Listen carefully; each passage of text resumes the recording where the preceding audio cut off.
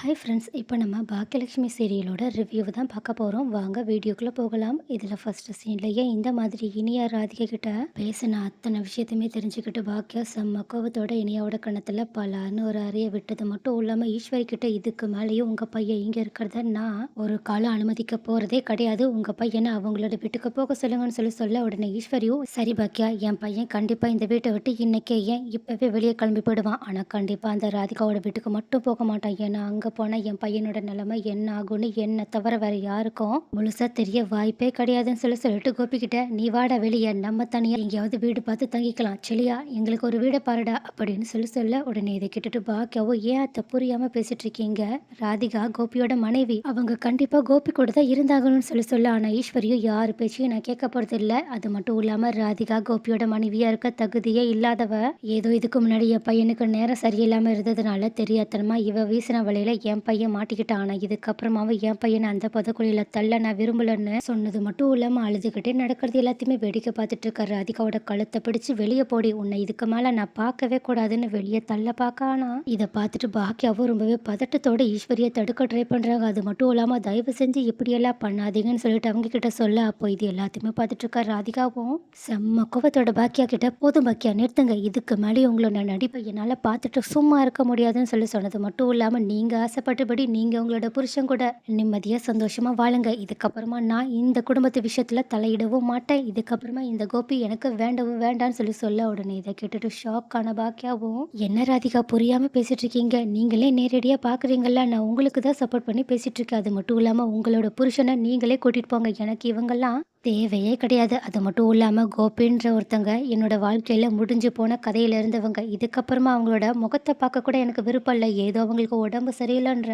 ஒரே காரணத்துக்காக தான் நான் இப்போ அவங்க கிட்ட இவ்வளோ பொறுமையா பேசிட்டு இருக்கேன். ஆனா அப்படி மட்டும் இல்லாம இருந்துருச்சு, அவ்வளவுதான். இந்த பாக்கியோட முழு கோவத்தை அவங்க மட்டும் இல்ல நீங்களும் சேர்த்தே பார்த்துருப்பீங்கன்னு சொல்லிட்டு ராதிகாக்கு எவ்வளவோ பாக்கியா கோபியை இந்த அளவுக்கு தான் வெறுக்கிறோன்ற விஷயத்த சொன்னாலும் ஆனா அது எதையுமே ராதிகா காதுல வாங்குற நிலைமையிலேயே கிடையாது. ஏன்னா அவங்க கிட்ட சொன்னவங்க எல்லாருமே அவங்க கிட்ட உல்டாவா தானே சொல்லியிருக்காங்க. அதனால தான் அவங்க அந்த மாதிரி யோசிக்கிறாங்க. அது மட்டும் இல்லாமல் அவங்க பாக்கியா கிட்ட இதுக்கு முன்னாடி உங்களை நான் எவ்வளோ நல்லவங்கன்னு நினச்சேன் தெரியுமா, ஆனால் நீங்கள் இப்போ என் முன்னாடி இப்படி நாடகம் ஆடுறதை பார்த்தா அதுவும் நாடகன்றதை நான் நல்லா புரிஞ்சுக்கிட்டேன். அது மட்டும் இல்லாமல் நீங்கள் கோபி கூட சேர்ந்து வாழ விருப்பம் இருக்குன்றத வெளிப்படையாக காட்டாம தான் இங்கே இருக்கவங்க எல்லாருமே உங்களையும் கோபியையும் சேர்த்து வைக்க ட்ரை பண்ணுறாங்களா என்ன, எனக்கு ஒன்றும் அப்படி தோணலையே. ஏன்னா இனியா கூட நான் கோபியோட லைஃப்பை விட்டு போயிட்டேன்னா நீங்கள் அவங்களோட லைஃப்குள்ளே வந்துடுவீங்கன்னு சொல்லிட்டு அவ்வளோ நம்பிக்கையோட பேசுகிறா. அந்த சின்ன பொண்ணோட மனசுலேயே அவ்வளோ நம்பிக்கை இருக்கும்போது அப்போனா இந்த வீட்டில் அவளுக்கு நம்பிக்கை தர மாதிரி என்னெல்லாம் நடந்திருக்கும். அது மட்டும் இல்லாமல் நான் ஒன்றும் பார்க்காமலாம் இல்லை, நீங்கள் அவங்க கூட சேர்ந்து வாக்கிங் போகிறதும் அவங்களுக்காக ஆசையாக சமைச்சு தர்றதும்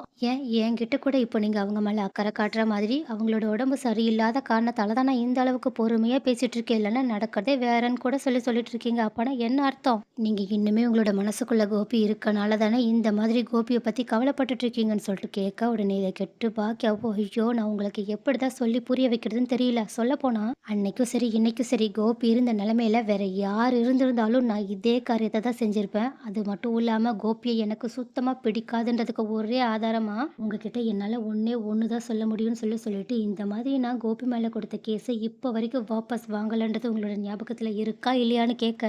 ஆனால் அதை கேட்டதுக்கு அப்புறமாவும் ராதிகா கொஞ்சம் கூட பாக்கியாவை புரிஞ்சுக்காம அவங்க கிட்ட அதுக்கும் நீங்கள் வேற ஏதாவது பிளான் வச்சிருப்பீங்கன்னு எனக்கு நல்லாவே தெரியும். அந்த பிளானை யூஸ் பண்ணி நீங்கள் எப்படியாவது கோபியை முழுசாக உங்களோட பக்கம் வர வச்சிடலான்னு சொல்லிட்டு தானே ட்ரை பண்ண போறீங்கன்னு சொல்லிட்டு கேட்க உடனே இதை கேட்டுட்டு ஷாக் ஆன பாக்கியாவும் அப்போனா நீங்கள் என்னை பற்றி புரிஞ்சுக்கிட்டது அவ்வளோதானா, நான் உங்களுக்காக எவ்வளோ போராடிட்டு இருக்கேன்றது உங்கள தவிர இந்த வீட்ல இருக்கவங்க அத்தனை பேருக்குமே தெரியும். நீங்க ஏன் அத புரிஞ்சுக்க மாட்டேங்கிறீங்க? சரி விடுங்க. அத புரிஞ்சுக்கலனாலும் பரவால்ல. இதுக்கப்புறமா நான் கண்டிப்பா உங்களோட புருஷன பார்க்க கூட மாட்டேன். அது மட்டும் இல்லாம நீங்க தான் இந்த இடத்த விட்டு போறேன்னு சொல்றீங்கல்ல, பேசாம போங்க. இந்த ஆளையுமே கூட்டிட்டு போங்க.